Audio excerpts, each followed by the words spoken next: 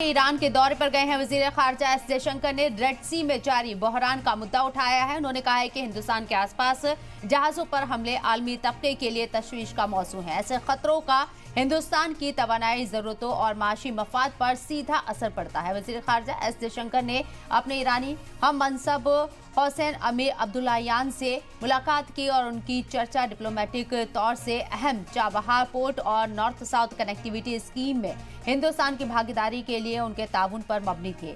Israel Hamas तशद्दुद के बीच उन्होंने Iran हामी यमन के हौसी की तरह से रेड सी में कमर्शियल जहाजों को निशाना बनाने पर खुलकर बात की। वजारत खारजा ने कहा है कि इसका फौरन हल निकलना चाहिए, ये सबसे बिजी बिजनेस रूट में शामिल है। जयशंकर ने तेहरान में दहशतगर्दों के सभी एंगल के खिलाफ हिंदुस्तान की कोशिश को दोहराया और गाजा के हालात पर भी फिक्र जाहिर की। उन्होंने कहा कि हिंदुस्तान का मानना है कि किसी भी तातुल के हालात में आम लोगों की जान नहीं जानी चाहिए। उन्होंने बातचीत और डिप्लोमेसी के जरिए हल निकालने की बात कही।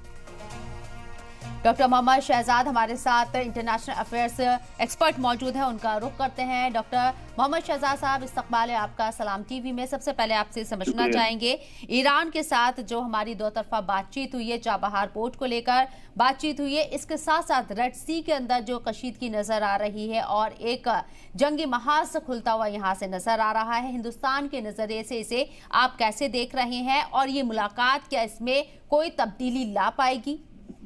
ये देखिए, हिंदुस्तान के लिए बहुत ही इम्पोर्टेंट जो है दौरा हो सकता है, क्योंकि जिस तरह से हूती बागी जो हैं अटैक कर रहे हैं रेड सी में, क्योंकि ऐसा कहा गया कि इंडियन जहाज पे भी किया गया था ऐसा हमला, और कई जहाजों पे ऐसा हो सकता है जो ट्रेड वाले, खास तौर से जो जहाज है।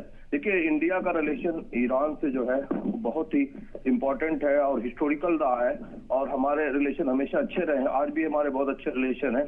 चाबहार पोर्ट में भी इंडिया ने इन्वेस्ट किया है, जो ईरान और इंडिया से मिल दोनों का इन्वेस्टमेंट है उसमें। तो कुल मिला के जो खास तौर से हम देखें, प्राइम मिनिस्टर के अंडर में जो भारत की जो फॉरेन पॉलिसी रही है वो बड़ी बैलेंस रही है। आप अभी देखें, इजराइल और जो है पहले जो फिलिस्तीनियों के बीच जो कॉन्फ्लिक्ट चल रहा है उसमें भी आपने देखा होगा जिस तरह से भारत का रुख रहा है वो बड़ा बैलेंस रहा है। एक तरफ भारत का जो कोल्ड वॉर के बाद देखे, भारत का जो रिलेशन जो है कहीं कहीं इजराइल से अच्छा डिप्लोमेटिक रिलेशन अच्छे रहे, और जो है उसके बाद मौजूदा जो गवर्नमेंट इसमें भी बहुत अच्छे रिलेशन। उसके बावजूद जो भी ह्यूमैनिटेरियन क्राइसिस गजा में रहा है, भारत ने ह्यूमैनिटेरियन एड भी भेजा है। तो कहीं न कहीं देखिए, फॉरेन पॉलिसी जो तो अपने नेशनल इंटरेस्ट के हिसाब से होती है, तो भारत का जो रुख रहा है वो बहुत ही बढ़िया रहा है।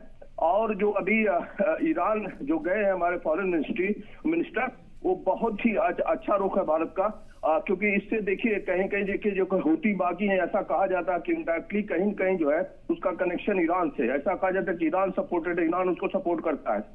तो ये जरूर होगा कि भारत अपने हर कंट्री अपने हित की बात करती है, अपने नेशनल जो है कौमी मफाद की बात करती है। भारत भी अपने कौमी मफाद के लिए जो वहाँ पे फॉरेन मिनिस्टर गए हैं, जाहिर सी बात है अपने जो नेशनल इंटरेस्ट है उसको बिल्कुल सेव करने की कोशिश करेंगे, क्योंकि हूती जिस तरह से अटैक कर रहे हैं, देखिए आपने ब्रिटेन और जो है अमेरिका ने भी अटैक किया उसके ऊपर। देखिए, इसकी कहीं कहीं जो रूट जो मिलता है, जो ये कॉन्फ्लिक्ट जो हो रहा है उसकी वजह से आपने देखा होगा जिस तरह से हूती को सपोर्ट मिला, वहाँ लोकल सपोर्ट आपने देखा है, मजमा सा पूरा लगा था, इतने लोग सपोर्ट कर रहे हैं। तो कहीं न कहीं जो इजराइल जो जातिया कर रहा है, जो खासकर जो सिविलियंस को जो अटैक कर रहा है, जो सिविलियंस मारे जा रहे हैं, बच्चे औरतें मारे जा रहे हैं, इसकी वजह से जो है हूती जैसे ऑर्गेनाइजेशन जो है जिस तरह से उनको इस तरह का जो मिलिट्री ऑर्गेनाइजेशन उनको सपोर्ट मिल रहा है। तो ये देखना होगा, ये जंग जो है आगे भी बढ़ सकती है। इसमें जो है